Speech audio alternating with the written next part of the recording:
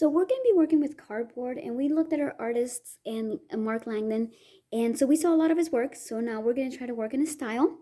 So just very quickly, these are the supplies you're going to need. You need your glue, and you had 2 bottles of glue in your kit. One we mixed with water, and the other one you should have regular pure glue. So we're going to use the regular glue, not the paper mache glue. We're going to use a masking tape for our base. We're going to use a pair of scissors, and then you have 4 sheets of cardboard that you're going to be using. So that's the 4 sheets of cardboard, just 4. I wanted to show you the difference in the cardboard. You also have this in your kit, this real thin one that looks like the back of maybe like a notebook paper or maybe like the back of a sketchbook. But this is not what you're using. This is called chipboard. That's for a project later on. I wanted to show you both so that you're not confused. So we're not using the chipboard. This one needs to stay put away because we're not using it. We're using only the cardboard. To start, I'm going to use 3, and I'm making my base that I'm going to work on. So I'm going to start with 1 for the back, and then I need to make a little frame that goes around it. So what I'm going to do is I'm going to just take any kind of straight edge. You can use anything you have. I'm basically just going to use that chipboard I told you not to use for our project. And I'm just going to align it here at the edge. Sorry, I hit the phone by accident. Align it here at the edge, and I'm going to decide how big I want my border to be. I need you to stick kind of small so that you have enough cardboard to work with. So that's how big I chose my border to be. So I'm going to cut that out. So I cut it out. I left it here for you to see, but I cut it out, and I'm going to take the piece that I cut out and I'm going to trace it again. And I'm going to use these 2 short sides. I'm going to use a different cardboard. I'm going to put that one to the side. I'm going to cut those 2 out. I'm going to use a different cardboard, and I'm going to cut them long ways. I need 2 long ways. It's smart to start with the long first so that it's big enough to go both ways. But I'm just going to move this down and make sure it's straight. So I'm going to cut all 4. So now I have all 4 of them cut. So here they are. Now I'm going to take my base, and I'm going to put tape all the way around my base. And I'm making sure that the tape, the sticky, goes down. But I'm going to put tape all the way around. Sorry, I keep hitting the phone. So now I have tape going all the way around my base. I'm going to flip it over, and I'm going to be careful that my tape doesn't stick to the table. But I'm going to flip it over, and there is my base. I'm going to take my 2 long strips. I'm going to put them on the side. And I'm basically landing on the tape because that's easier. And I'm just going to fold the little tabs of tape up. If it got stuck a little bit, then I'll do that. I'm going to unstick this tape a little bit. And I'm going to put my second one right here. And I'm going to align it with my edge. And I'm going to lift my tabs up.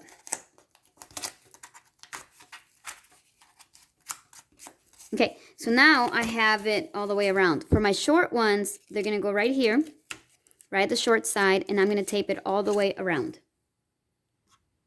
So now I have all these flaps right here. I'm just going to lift them up, and I'm going to put 2 or 3 pieces at each corner on the outside of all 4 of these corners to kind of just tape them down. So I have all my 4 sides taped down. I went ahead and added the tape all the way around. Now I want my piece to look really nice, not like it's all tapey. So I have these really large pieces of tape, and I'm going to create this beautiful frame around it where I just cover all my tape with tape. So I'm just going to add this all the way around my piece. I'm going to add a second piece right here. And I'm going to add them all the way around so that my frame looks really clean instead of having all these little tape pieces showing. So it looks like a finished piece. Now you have your box ready to go.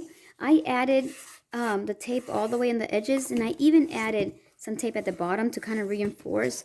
I really, really believe in the idea of super, super stable sculpture. So I'm going to add a line of glue to mine. If you decide to add a line of glue to yours, it's really important that you add that extra tape that I flapped around it. See right here, if I were to finish, it would have this gap. I covered it with a piece of tape at the bottom as well. So I put a piece of tape and I folded it over. So now that I have that, I can grab and put a little bead of just glue going down my cardboard box, and that's going to make sure that it stays together really well. So I'm going to do it to all four sides if I had tape. Right here, I don't have tape at the bottom, so it has a weird gap. All that glue is going to leak out, so make sure you do have your tape at the bottom if that's what you want to do. Now it's ready for me to start building on it. In the instructions, if you read your instructions that I wrote in your reference resources, you'll see that I asked you to draw on your base the design that you want. If you haven't done that yet, then just take a pencil and draw where you're going to put your focal point, draw where you're going to have some of your stuff, how the way you're going to divide it. That's the best way to go. You should never ever start without having it divided. So I'm going to divide it real quick. So I divided my box. Here's my basic thing design that I'm going to do. I have these two overlapping circles and I have that one. I'm going to make this circle first so that I can run into it and still create my other circle here with some cut pieces. Here I want some of that angle stuff. In these, I don't know what I want, but I left myself some room to play. How I make the circles, I think this one, I'm going to fill it with the ones that actually spin, like that. This one, I'm not going to actually make it a circle. I'm going to create a circle with lines just to be kind of different. And this one, I'm not sure what I'm going to do, but I do have an idea of what I'm going to start. Do not start sticking anything on here at all before you get a drawing of what you want. And if you did your brainstorming already, then you obviously have a bunch of ideas already that you can start using.